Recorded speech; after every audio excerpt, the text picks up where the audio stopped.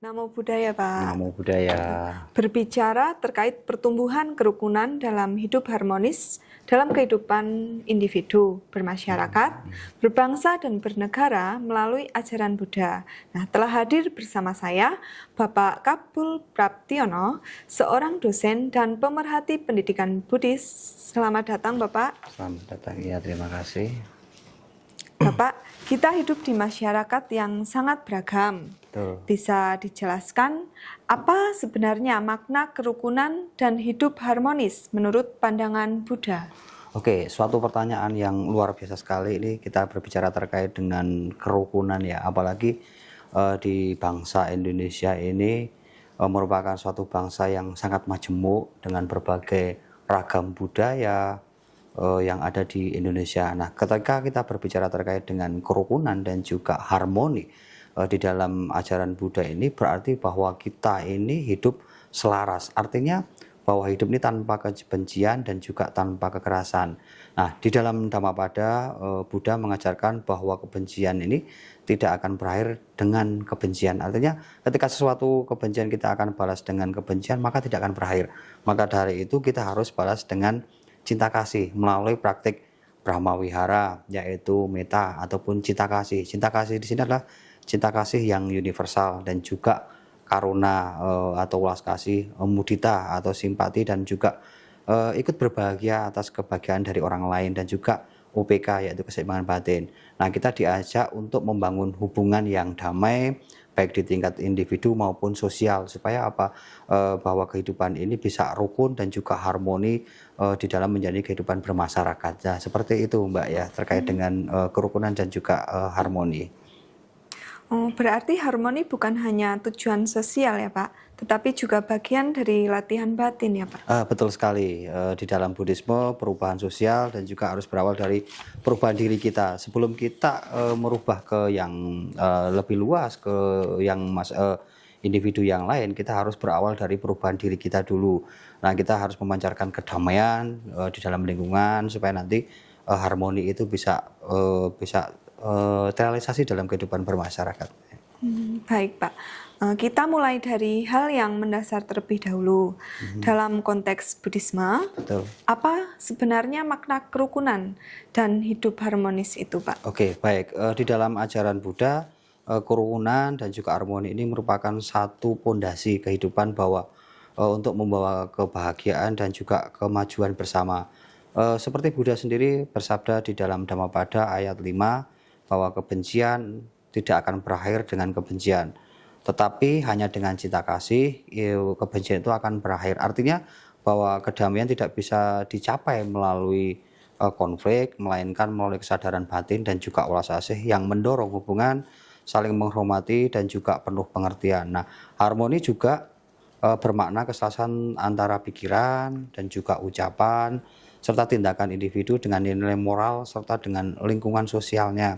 Jika seseorang ini mampu menjaga keselarasan batinnya, maka ia akan menjadi sumber kedamaian bagi sekitarnya. Inilah prinsip dari ajaran Buddha yang tertera di dalam Brahma Wihara yang mencakup ada metta, karuna, mudita, dan juga UPK. Nah, dari keempat luhur inilah menjadikan suatu pilar yang untuk menegakkan rumah besar kehidupan sosial yang damai dan juga harmonis. Seperti itu Mbak ya. Ya, berarti inti harmoni sosial itu sebenarnya dimulai dari latihan batin setiap individu ya? Ya, betul sekali. Jadi kerukunan sosial ini merupakan refleksi dari batin yang damai. Jika kita masih terpenuhi dengan kebencian, apalagi dengan prasangka, maka untuk mencapai kata harmoni atau bisa mencapai harmoni ini bisa dikatakan mustahil. Nah, sekalipun kita hidup dengan sistem sosial yang baik, tetapi kita perlu ingat bahwa kerukunan sosial ini adalah refleksi dari batin yang damai. Jadi di dalam diri kita harus ditumbuhkan batin yang damai dulu, begitu Mbak. Dalam modul, Pak, disebutkan bahwa konsep manusia dalam Buddhisme sangat unik. Tidak seperti pandangan religius lain yang menekankan adanya jiwa kekal. Bisa dijelaskan bagaimana pandangan Buddhis tentang hakikat manusia, Pak? Oke, baik. Kalau kita berbicara terkait dengan konsep manusia, apalagi yang dalam Buddhisme ini merupakan suatu konsep yang berbeda dengan konsep-konsep di saudara-saudara kita, dan bisa dikatakan bahwa konsep Buddhisme ini sangat unik begitu ya. Apalagi kita berbicara terkait dengan hakikat manusia gitu. Dalam pandangan Buddhis mengenai manusia ini memang sangat filosofis. Buddha juga mengajarkan bahwa manusia ini bisa tersusun dari 5 unsur eksistensi atau yang sering dikenal di dalam Buddhisme ini dengan pacakanda. Yang pertama yaitu rupa atau bentuk fisik dan juga jasmani. Kemudian ada wedana, ini merupakan perasaan atau esensi, dan juga sanya yaitu persepsi dan juga pengenalan. Yang keempat ini sankara atau bentuk kehendak, dan yang terakhir adalah winyana atau kesadaran. Nah, tidak ada inti dari 5 ini yang kekal atau bisa dikatakan atman, baik dari unsur dari salah satu, tetapi semuanya itu terus berubah mengikuti hukum sebab akibat. Nah, inilah yang disebut dengan doktrin anatta atau tanpa inti. Nah, bahwa manusia ini proses yang dinamis, bukan entitas yang statis. Tetapi oleh sebab itu maka Buddha juga menekankan pentingnya kesadaran dari diri ya atau sati untuk memahami perubahan ini. Kesadaran semacam ini akan melahirkan kebijaksanaan atau yang dikenal dengan panya, dan juga akan membebaskan manusia dari penderitaan. Begitu Mbak penjelasannya ya. Ya. Jadi manusia memiliki tanggung jawab moral untuk mengembangkan diri karena tidak ada kekuatan eksternal yang menyelamatkannya ya Pak. Betul ya. Jadi keselamatan dan juga kebahagiaan ini bukan hasil dari doa semata, hanya doa dan doa gitu. Tetapi merupakan buah dari usaha, dari sadar dan juga moralitas dan juga kebijaksanaan. Nah, inilah untuk menjaga kelahiran manusia ini yang disebut sangat berharga, karena hanya manusia yang mampu berlatih dan juga memahami dhamma begitu Mbak.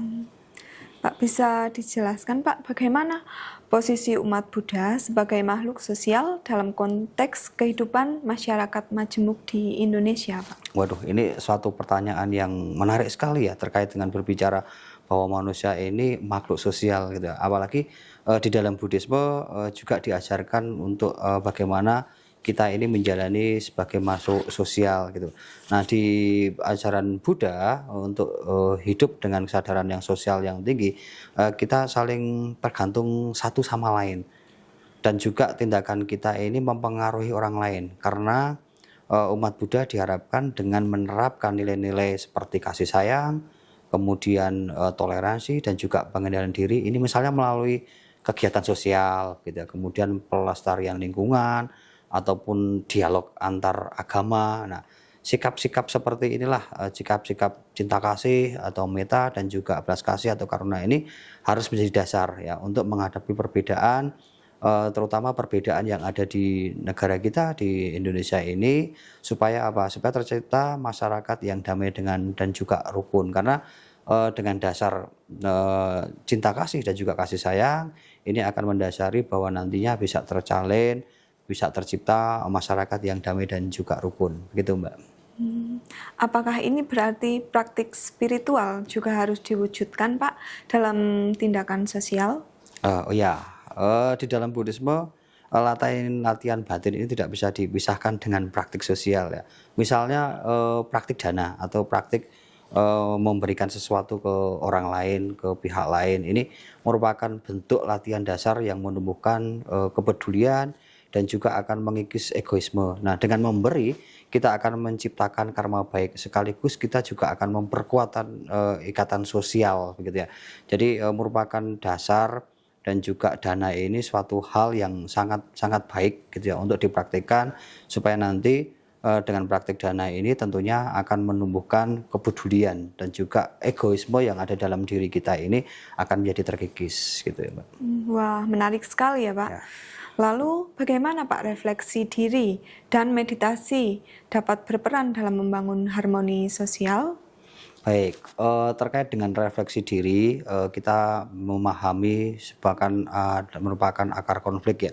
Biasanya akan muncul dari ego, kemudian keserakahan dan juga kebencian. Nah, melalui praktik meditasi kita bisa belajar menyadari bahwa emosi ini tanpa harus beraksi secara negatif. Dengan praktik seperti metta bhavana atau meditasi cinta kasih ini membuat kita mampu melihat sesama sebagian dari diri kita sendiri. Ketika batin kita tenang, respon kita terhadap perbedaan menjadi lebih bijak dan juga penuh empati. Nah, dengan adanya praktek meditasi khususnya di Metta Bhavana ini merupakan satu objek yang kita bisa mampu sebagai koreksi begitu ya, dan juga membuat kita mampu melihat sesama sebagian dari diri kita dengan pikiran yang tenang, dengan batin yang tenang, maka perbedaan menjadi bijak ini akan tumbuh dan juga penuh empati. Seperti itu Mbak ya. Berarti kedamaian sosial dimulai dari kedamaian dari dalam batin ya Pak? Betul sekali. Nah, seperti juga dikatakan Buddha ya, menaklukkan diri sendiri ini lebih berharga daripada menaklukkan ribuan musuh. Jadi setiap individu itu harus menjaga pikirannya. Dengan menjaga pikirannya maka masyarakat pun akan damai. Artinya ketika kita sudah mampu menaklukkan diri sendiri, kemudian kita mampu menjaga diri sendiri, maka ketika kita akan menaklukkan orang lain, dalam arti di sini bukan menaklukkan yang ini, bukan ya, tetapi bahwa pikiran kita menjadi tenang, maka kita bisa lebih menghargai, kita bisa lebih ke sosial, itu akan lebih mudah. Tetapi dasarnya bahwa kita harus mampu dulu menaklukkan diri sendiri dulu, begitu Mbak ya. Ya, Pak. Mari kita beralih pada dimensi sosial ya Pak. Bagaimana umat Buddha memahami posisinya sebagai makhluk sosial Pak? Oke, baik. Di dalam perspektif Buddhis, manusia ini tentunya tidak bisa hidup sendiri. Artinya bahwa kita di dalam menjalani kehidupan ini tentunya masih menggantungkan, masih juga berdampak pada orang lain. Setiap tindakan kita ini juga akan berdampak pada orang lain. Nah, inilah mengapa prinsip Paticcasamuppada bahwa segala sesuatu ini saling bergantungan menjadi suatu landasan bagi etika sosial umat Buddha. Nah, oleh karena itu umat Buddha ini dituntut untuk satu, mengembangkan cinta kasih terhadap semua makhluk tanpa diskriminasi, tanpa membedakan, semua sama gitu ya. Kemudian menjalankan sikap toleran terhadap perbedaan, satu agama, kemudian budaya, pandangan, kemudian suku ya. Banyak sekali perbedaan-perbedaan. Nah, kita harus mengembangkan sikap itu. Kemudian yang ketiga juga mengamalkan dana atau kan memberi. Nah, bukan hanya di dalam bentuk materi saja yang bisa kita berikan, tetapi juga bisa misalnya tenaga, waktu, dan juga bahkan ide atau gagasan, itu suatu hal yang bisa kita berikan dan merupakan ini adalah praktik dana gitu ya. Kemudian juga menjaga kehidupan yang sederhana, jauh dari keserakahan, dari materialisme gitu. Jadi semua ini bukan hanya praktik etika, tetapi juga merupakan latihan spiritual yang akan memperkuat jaringan sosial yang damai dan juga seimbang gitu Mbak. Sebagai penutup Pak, apa pesan Bapak untuk para mahasiswa dan umat Buddha agar dapat menumbuhkan kerukunan di tengah kehidupan modern? Baik, untuk saya ingin sekali mengajak semua kepada teman-teman mahasiswa semua untuk mempraktikkan ajaran Buddha secara nyata. Tidak hanya di wihara, tetapi juga di rumah, di kehidupan kampus, bahkan di kehidupan sosial. Mulailah dari hal yang kecil, berbicara dengan baik, berbicara dengan sopan, kemudian menolong tanpa pamrih, kemudian menghargai perbedaan yang ada. Semua perbedaan yang ada kita harus hargai dan juga menjaga pikiran kita tetap jernih.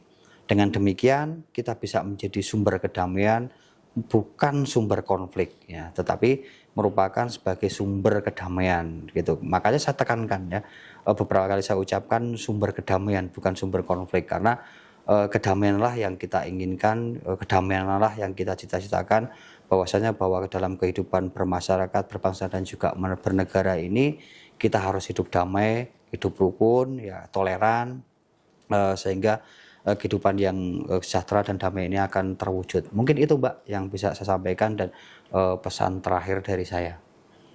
Luar biasa sekali ya Pak. Terima kasih banyak ya Pak atas Sama-sama. penjelasan yang sangat inspiratif.